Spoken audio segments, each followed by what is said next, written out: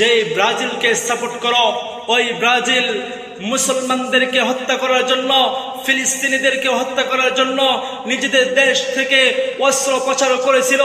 তোমরা আজ যেই আর্জেন্টিনাকে সাপোর্ট করো, ওই আর্জেন্টিনা ফিলিস্তিনিদেরকে হত্যা করার জন্য ইসরায়েলের সাথে হাত মিলিয়েছিল।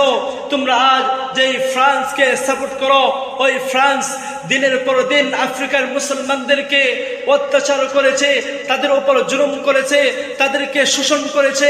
তোমরা আজ যেই স্পেনকে সাপোর্ট করো, সেই স্পেন 190 বছর পর্যন্ত মুসলমানদেরকে অত্যাচার করেছে। তোমরা আজ যেই ইংল্যান্ডকে সাপোর্ট করো, ওই ইংল্যান্ড ভারতবর্ষে 200 বছর পর্যন্ত মুসলমানদেরকে অত্যাচার করেছে।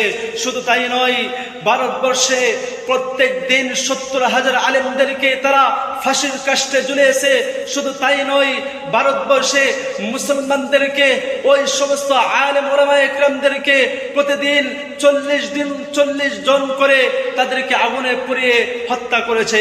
শুধু তাই নয়, সেই ভারতবর্ষে বর্বর ইংরেজরা মুসলমানদেরকে প্রত্যেক দিন তাদেরকে এমন অত্যাচার করেছে, দিল্লির শাহী মসজিদ থেকে নিয়ে এমন কোনো রাস্তাঘাট ছিল না, এমন কোনো বাজারঘাট ছিল না, এমন কোনো গাছ বাকি ছিল না, এমন কোনো নদী বাকি ছিল না যে গাছের মধ্যে, যে নদীর মধ্যে, যে রাস্তাঘাটে তাদের লাশ জ্বলে নাই। আজ তুমি সেই কুফফারদেরকে ভালোবাসো, আজ তুমি সেই কুফফারদের খেলাধুলাকে ভালোবাসো। মুসলমান যুবক, তুমি সতর্ক হয়ে যাও, তোমার ঈমানকে তুমি আঁকড়ে ধরো, তোমার মুসলমানিত্বকে তুমি আঁকড়ে ধরো।